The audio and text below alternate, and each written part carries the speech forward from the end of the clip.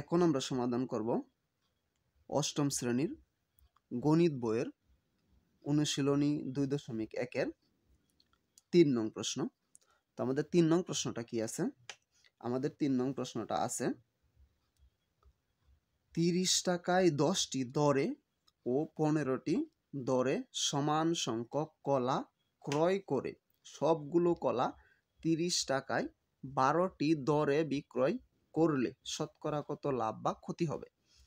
এখানে আমাদের দুইটা অংশ আছে, একটা হচ্ছে যে কলা ক্রয় করেছে, আরেকটা হচ্ছে কলা বিক্রয় করেছে। তার মানে এখানে ক্রয় মূল্য আছে, বিক্রয় মূল্য আছে।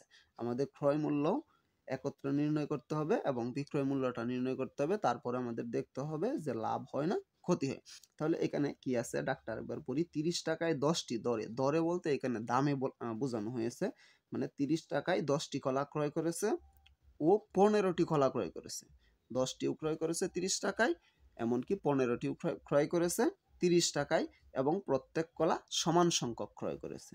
এবং সে কি করছে সবগুলো কলা 30 টাকায় 12টি দরে সে বিক্রয় করছে, মানে 30 টাকায় 12টি কলা বিক্রয় করেছে। এখন তার লাভ হয়েছে না ক্ষতি হয়েছে এটা আমাদের নির্ণয় করতে হবে।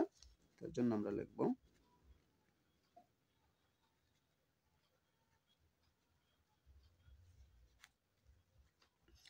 তাহলে আমাদের 30 টাকায়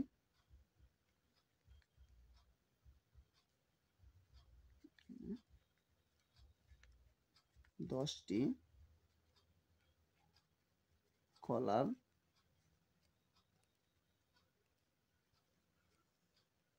ক্রয় মূল্য সমান কত টাকা? 30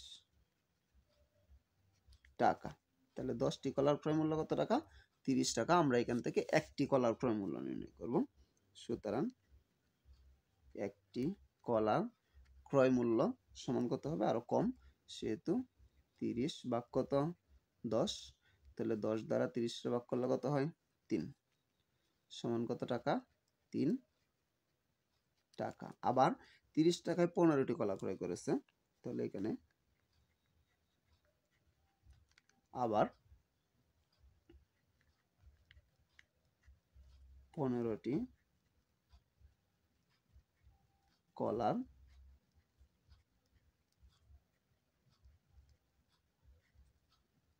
ক্রয় মূল্য সমান কত টাকা? 30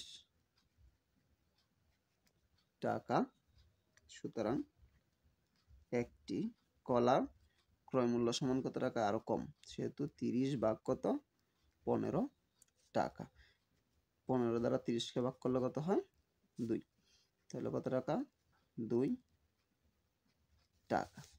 তাহলে এখানে একটি কলা ক্রয় করেছে 3 টাকা, এখানে একটি কলা ক্রয় করেছে কত টাকা?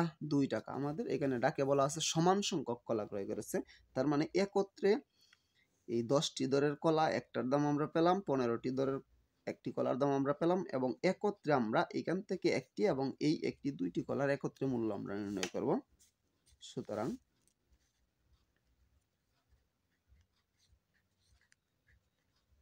দুটি কলার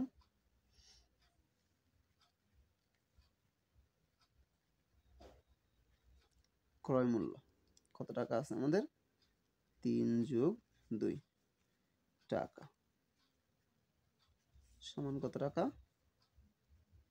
5 টাকা।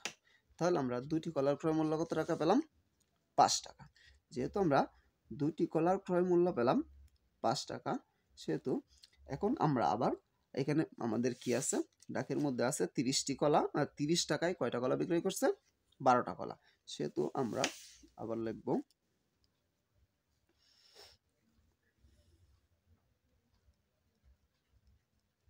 12টি কলার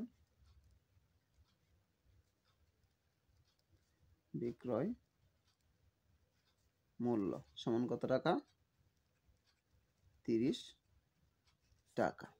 এখন সুতরাং একটি কলার বিক্রয় মূল্য কত টাকা হবে? আরো কম, সেহেতু 30 এখানে কত? 12 টাকা। সুতরাং এখানে কয়টা কলার দাম আমরা পেয়েছিলাম? 2টি কলার দাম। এটা আমরা সংখ্যায় যদি লিখি তাও হবে 2 বা 2টি। তাহলে আমাদের 2টি কলার বিক্রয় মূল্য সমান কত হবে? আরেকটু বেশি, সেহেতু 30 গুণন 2 নিচে কত? 12। 2 দ্বারা 12কে ভাগ করলে 6 বার, 6 দ্বারা 30কে ভাগ করলে কয়বার? 5 বার, সমান কত টাকা? 5 টাকা। তাহলে আমরা 2টি কলার ক্রয় মূল্য এখানে পেলাম 5 টাকা এবং এখানে 2টি কলার বিক্রয় মূল্য পেলাম কত টাকা? 5 টাকা। যেহেতু আমাদের 2টি কলার ক্রয় মূল্যও 5 টাকা, 2টি কলার বিক্রয় মূল্যও 5 টাকা, সেহেতু আমাদের লাভ ক্ষতি কোনোটিই হয়নি। কারণ যত টাকায় ক্রয় করা হয় তত টাকায় যদি কোনো দ্রব্য বা পণ্য বিক্রয় করা হয় তাহলে এখানে কোনো লাভও হয় না, ক্ষতিও হয় না। সুতরাং আমাদের উত্তরটা কি হবে? সুতরাং উত্তর লাভ বা ক্ষতি কোনোটি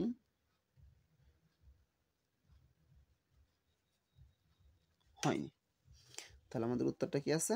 লাভ বা ক্ষতি কোনোটি হয়নি। তো আমি আরেকবার বলি, আমরা অঙ্কটা কি করেছিলাম? আমাদের ডাকটা ছিল যে 30 টাকায় 10টি দরে ও 15টি দরে সমান সংখ্যক কলা ক্রয় করে সবগুলো কলা 30 টাকায় 12টি দরে বিক্রয় করলে শতকরা কত লাভ বা ক্ষতি হবে। তাহলে আমরা এখান থেকে প্রথমে কলাগুলার ক্রয় মূল্য নির্ণয় করব। তাহলে কলার ক্রয় মূল্য 10টি কলার ক্রয় মূল্য কত টাকা? 30 টাকা। আবার 10টি কলার যদি আমাদের 30 টাকা হয় তাহলে একটা কলার ক্রয় মূল্য আর একটু কম হবে, সেহেতু 30 উপরে 10 নিচে।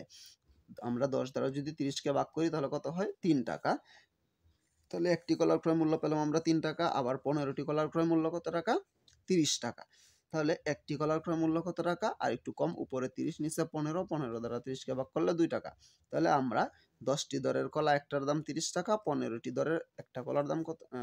10টি দরের একটা কলার দাম 3 টাকা, 15টি দরের একটা কলার দাম 2 টাকা। তাহলে বলা আছে কি সমান সংখ্যক কলা ক্রয় করেছে, তার মানে দুইটা সমান কিনছে। তাহলে এখানের একটা এবং এখানের একটা, দুইটা আমরা একসাথে যোগ করলাম। 2টি কলার ক্রয় মূল্য কত হবে? এখানে 3, এখানে 2, সমান কত? 3 যোগ 2 সমান কত টাকা? 5 টাকা। তাহলে সে 2টা কলা ক্রয় করছে কত টাকায়? 5 টাকা। এখন আমরা আবার এখানে দেওয়া আছে যে 12টি কলা বিক্রয় করছে কত টাকায়? 30 টাকায়। মানে 30 টাকায় 12টি দরে বিক্রয় করছে। তো সেহেতু আমরা লিখবো কি 12টি কলার বিক্রয় মূল্য কত টাকা? 30 টাকা। এবং একটি কলার বিক্রয় মূল্য কত? আর একটু কম, উপরে 30 নিচে 12। তাহলে 2টা কলার ক্রয় মূল্য 5 টাকা পাইছিলাম আমরা, সেহেতু 2টি কলার বিক্রয় মূল্য নির্ণয় করব। সেহেতু আর একটু বেশি হবে, 30 গুণন 2 নিচে কত? 12। 2 দ্বারা 2কে ভাগ করলে একবার, 2 দ্বারা 12কে ভাগ করলে 6 বার, 6 দ্বারা 6কে ভাগ করলে একবার, 6 দ্বারা 30কে ভাগ করলে কতবার? 5 বার। তাহলে নিচের একের দাম নাই, আছে কত? 5 টাকা। তাহলে 2টি কলার ক্রয় মূল্য 5 টাকা, আর 2টি কলার বিক্রয় মূল্যও 5 টাকা। যেহেতু ক্রয় মূল্য এবং বিক্রয় মূল্য সমান, সেহেতু লাভ বা ক্ষতি কোনোটি হয়নি। এটাই হচ্ছে আমাদের উত্তর। আমি আশা করি আমি বোঝাতে পেরেছি। তারপরেও যদি কারো কোনো সমস্যা থাকে অবশ্যই আমাকে কমেন্টে জানাতে পারো, আমি সমাধান করার চেষ্টা করব ইনশাআল্লাহ। পরবর্তী কোনো ভিডিও নিয়ে তোমাদের সামনে অবশ্যই আসবো। সে পর্যন্ত সকলেই ভালো থাকবা। আল্লাহ হাফেজ।